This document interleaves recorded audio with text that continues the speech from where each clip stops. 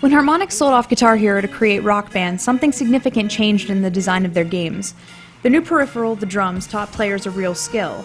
So moving into Rock Band 3 for the 360, it was only natural that Harmonix reached into the sticky depths of the 80s and pulled out a pro keyboard. Something to learn about me as a reviewer is that I stand by developers that attempt to move the medium forward, even if they fail or if the forward progression comes with a higher price tag. You might be wondering, like Jen, why are you just reviewing the Rock Band 3 keyboard? Well, it's due mainly to my fangirl love of anything keyboard related. I was aching for a game like this since I laid hands on Keyboard Mania 9 years ago, and prior to that I only had eyes for Mario Teaches Typing. Note to self, future review, Mario Teaches Typing.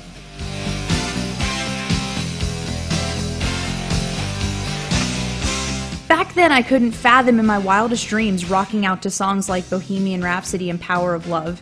Yes, I can rock out to Huey Lewis.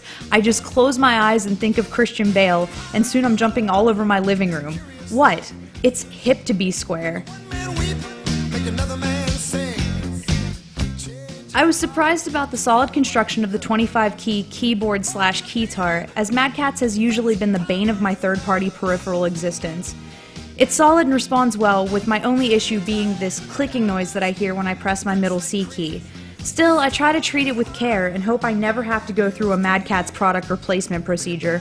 To focus on the real-world applications of the Rock Band keyboard is to call it a success. I have 15 years of classical piano training under my belt, and I stand behind the actual piano skills that the Rock Band 3 tutorials can teach.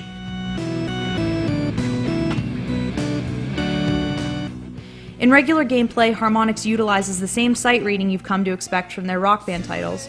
Sight reading isn't intuitive to me when it comes to playing piano, but it offers that extra kick in game to keep me on my toes. The playlist is really robust and full of piano men with respected artists like Elton John, Billy Joel, and John Lennon. You can take this game as a digital piano tutor or something to sit back and enjoy.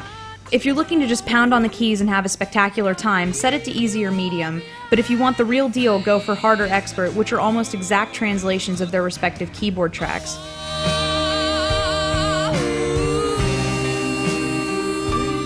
But part of this whole enterprise does piss me off, and no surprise, it comes from the DLC. Let's say I own Killer Queen by Queen that I purchased for Rock Band 2. That's $3 for the track right there. Now I want to play Pro Keys. Another $2. Pro Drums, 2 more. And if I ever manage to not completely suck on Pro Guitar, I drop another $2 for that. That's $9 for one track. One track! Seriously? Why not reward gamers instead of taking more of their money? So you can stay away from the DLC if you want, saving yourself the grief I frequently indulge in, but you'll miss out on a wide range of artists, at least a few of which should strike your fancy. Now that they've added all of these instruments, I sometimes encounter major lulls in activity that bore me to tears.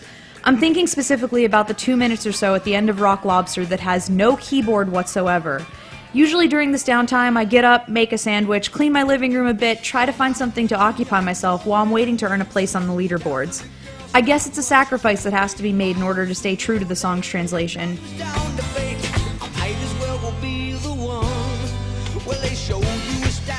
Rhythm games will always have a special place in my heart, and I love the execution of the Rock Band 3 keyboard.